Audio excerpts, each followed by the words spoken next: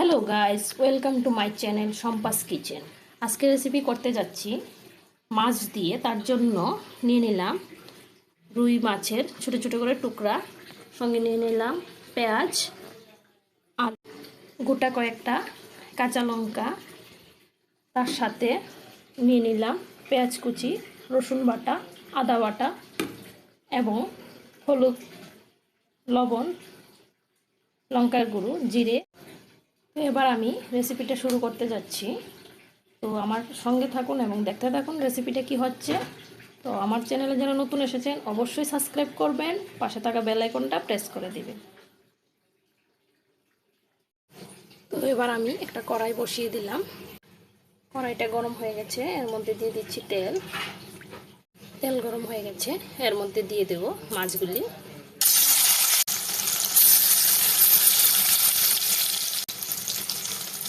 মাছগুলিকে আমি অল্প করে ভেজে নেব। মাছগুলি ভাজা হয়ে গেছে, এবার নামিয়ে নেব।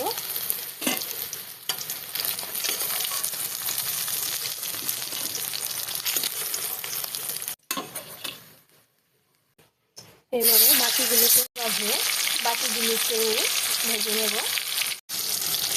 বাকি মাছগুলিও ভাজা হয়ে গেছে, এবার নামিয়ে নেব।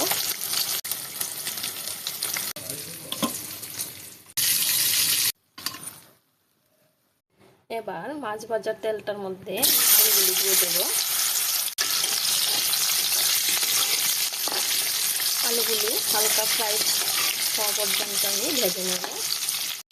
আলুগুলি ভাজা হয়ে গেছে, এবার এর মধ্যে দিয়ে দিব মশলাগুলি।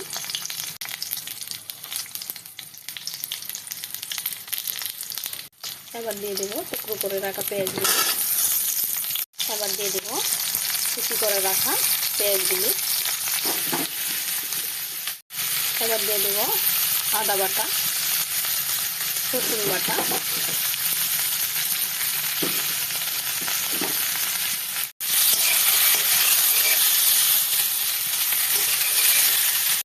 দিয়ে দিচ্ছি গোটা কাটা কাঁচা লঙ্কা।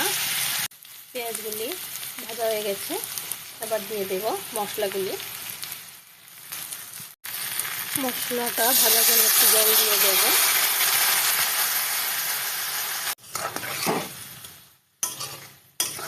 এভাবে মাছটা রান্না করলে মাংসর প্রয়োজন হবে না। এভাবে করে কিছু সময় ভেজে নেব। মশলাটা প্রায় ভাজা হয়ে গেছে, এবার আমি একটু জল দিয়ে দেব।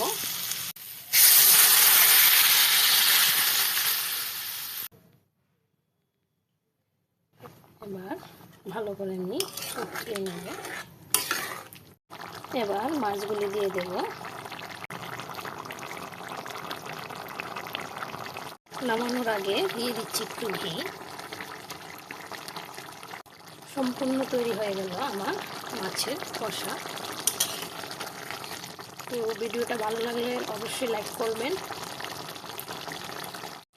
এবার আমি নামিয়ে নিচ্ছি।